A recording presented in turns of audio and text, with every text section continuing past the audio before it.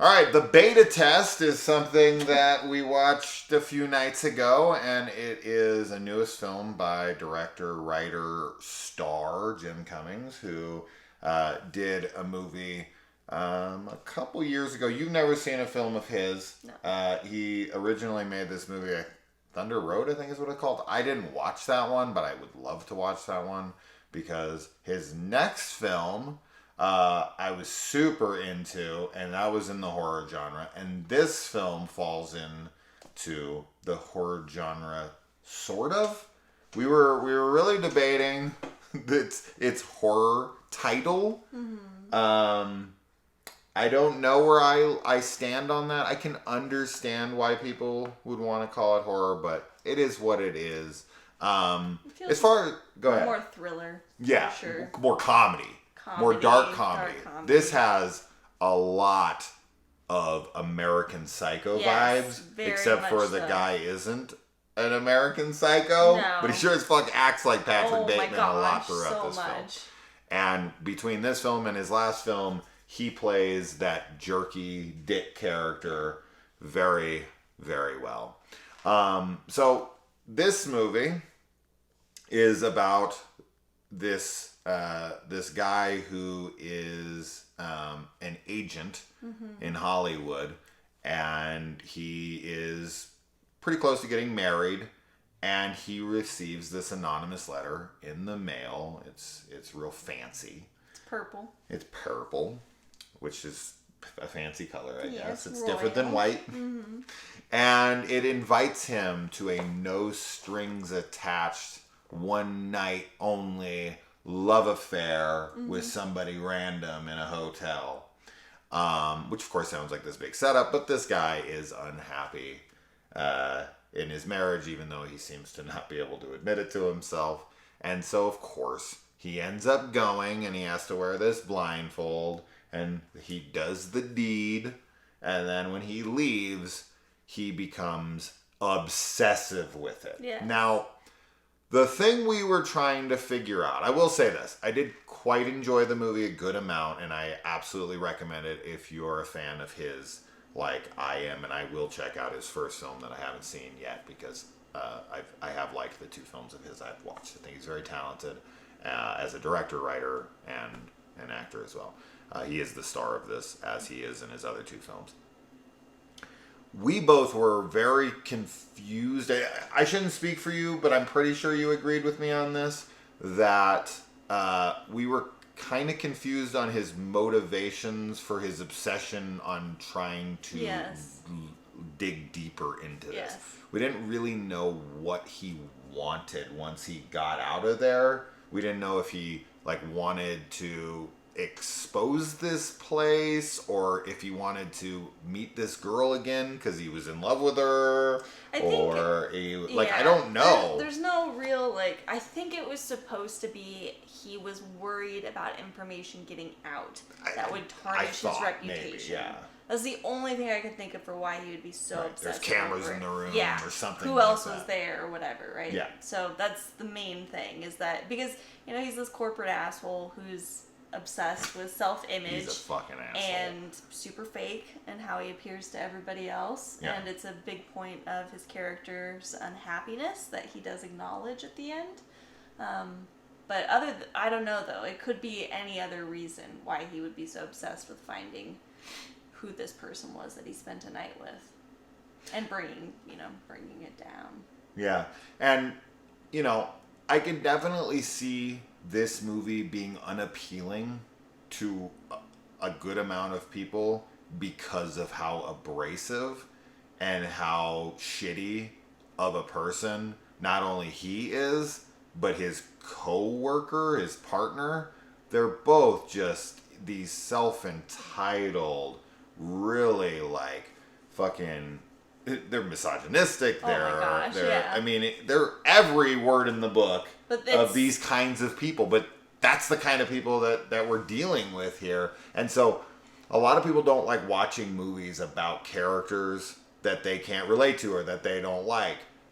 It's the reason it works for me, and obviously you can say if it works for you on this, but the reason it works for me is because he's just so fucking funny. Oh yeah, it was in hilarious. how awful he is. Yeah. So it it's was one of just those like, scenarios where it's that character. It's like Patrick Bateman, Right. where even though he's a serial killer piece of shit, you can't help but laugh your ass off Yeah. when he's flexing while fucking hookers in his Right, room. 'Cause like- it's just so over the top Or, insane. Yeah, no, it's played for humor for sure. Like if you were Absolutely. in a situation with somebody like that, maybe you would laugh because you're you're laughing at like how ridiculous he Yeah. is. Basically, you're not laughing because you like him. I don't find him likable at all, obviously, because like we said, he's every bad thing seemingly. Yeah. But it is just hilarious to hear how he speaks to people, and he is so abrasive, and it's so like, it's so fast. Like all of his dialogue is so quick. He's like telling people to fuck themselves and like a million other things in like 2 seconds, and it's just like where his brain goes everywhere. It's just very, very funny. But yeah, as an actual person, like he sucks for sure. You're right, though. You make a great point, and I should have pointed this out as well, but you said it perfectly. It's because it's played for laughs. Yes. If he was being serious, if it was like, completely being awful to somebody and breaking them down, and it was being played seriously, you would be like, who the fuck is this person? Oh, This yeah. person's so awful. You I would don't not want to be watch a laughing. movie about this But guy. it's the timing of it all, and obviously the reactions of the people that he's being shitty to. Yeah. It is comedic entirely, so it's like, it's dark humor for sure. I laughed out loud Yeah. a good amount. Oh, me too, yeah. 'Cause he's There's just- he's a so couple fucking times, ridiculous. Yeah. He does remind me of Patrick Bateman. He Yes. reminds me of, like, in the movie I, Tonya, Tonya Harding's mother. Just how abrasive and how ridiculously over the top they're. Like, you just don't encounter people like this in life much, unless they're like the drunk person on the corner who's like begging for change and Yeah. screaming and talking to themselves. Yeah. Like, it's just how fast it goes from 0 to 100 Yes. with this guy. Yes, so and fast. it's like anybody says anything, he's like, "What the fuck you? That's ridiculous. What the fuck did you say to me?" Oh my god. It's just like, whoa. Yeah. How many steroids are you on? Yes. Like, It's like fuck. he's on so many uppers. Yeah. It's insane. Yeah. Yeah, so you really got to go into it for the laughs. Now, I will say, the opening of this movie is fucking brutal. Oh yeah, it's really dark. That's where the horror is, for sure, is the very first 5 minutes, which does not deal with his character at all, and is connected to where the film is going. That said, that was another question we had, Right. is why these events are taking place around the movie, and what that meant, and we have really kind of, I hate to keep talking for both of us, but we did Yeah, talk about we the did movie talk after, about so it. I can say this with a good degree of certainty, that the reason that they decided to do, okay, I should just say that the film is supposed to be metaphorical and, some kind of a commentary on Like internet dating and modern relationships Yeah. and what it can, the internet can do to people's to their relationships and Yes. and also marriage and men, and like there's definitely a lot of things going Yeah, on there. I societal don't think you can expectations, take this too. film at face value. You can't No. take it seriously. Like, you're gonna figure out like, oh well, these guys are doing it because of this. I think you're supposed to take from it and be like, I think what they're trying to say about the world Yes, I is agree. this, Yeah. right? And yeah, But there is questions in the end for like the timing of events that happen, and that is a little confusing to me. Like, I think the last like 10 Oh, minutes, absolutely. I was very like, wait, did this happen already? Mm-hmm. Is this supposed to have happened like the day before, or how far in the future have we gone from then? and But then aside from that, yeah. it's a little confusing, but it doesn't, completely ruin the experience. in And any then the way. very, very last thing in the diner is like, what does that mean? Yes, yeah. You're like, what is again, that trying to say? Like you said, though, I think that it is meant to be more commentary on like modern day relationships, and not Yeah. even modern day, but just it is modern day. So it's like Yeah, well, it's the inclusion of the internet.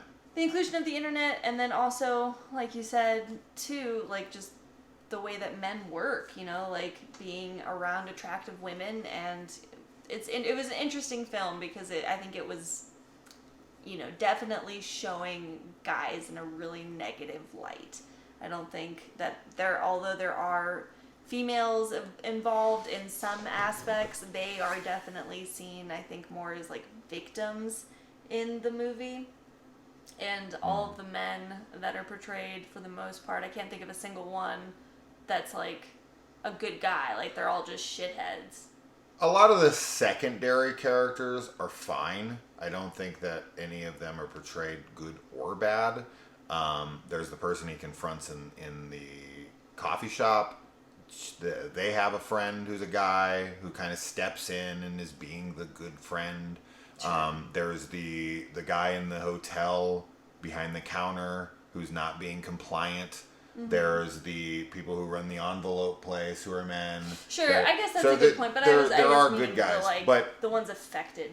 I typically am not a fan of a film that is very Lifetime-esque, where all men are shit and are portrayed in a way that it's like we're pointing out that toxic masculinity will not stand and this and that, and there's some like feminist agenda or something behind it. I'm, like Black Christmas 2019, which is, oh my fucking God, you want to talk about having it beaten over your head.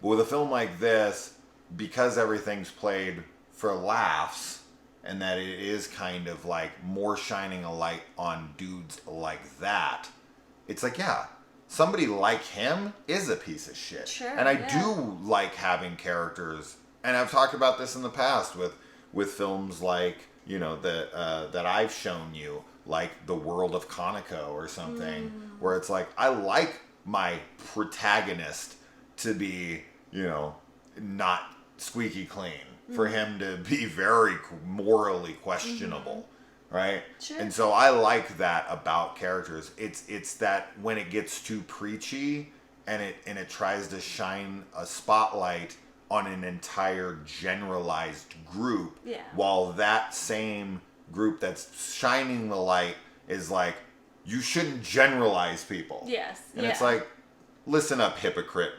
Okay? Not all men are evil. No, right? no. I just think that, I completely agree with you as far as like having a not squeaky clean protagonist, and that's good to have like gray characters that are neither good or bad. This guy, I think, leans a little bit more on the bad side for me, though, just because he is such an asshole. But what I was meaning as far as like portraying men in a bad light, I really mean like the main characters that are affected by the event that's going on. I don't think any of them have a whole lot. I mean, we don't go into it too much, but they all seem to be not great. All the victims in the movie are women. So, yeah, but sure. But you're right as far as, like, the other sideline male characters that are just kind of coming in. None of them are, like, seen like monsters or anything like that. They just seem like normal people. Yes. That are helpful or, whatever. Yes. So, like, if everyone in the movie was male and was portrayed as a rapist or a liar or, skeezy in some way, then it would be like, okay, guys. Yeah, but it's not. It's definitely talking about a specific type of person.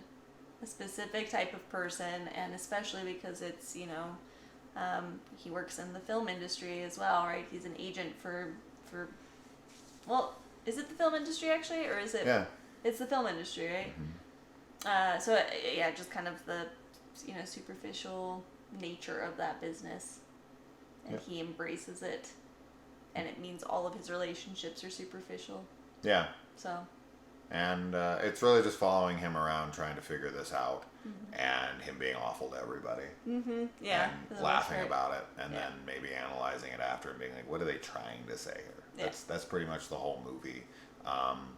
And all in all, had a good time. Yeah. Definitely a recommendation if that sounds like your kind of thing. If you're into an American Psycho type of movie where you can follow around an asshole being ridiculous. And kind of see what kind of spin on the commentary of times are, because that's American Psycho is very much that too. Yes. But yeah. Yeah.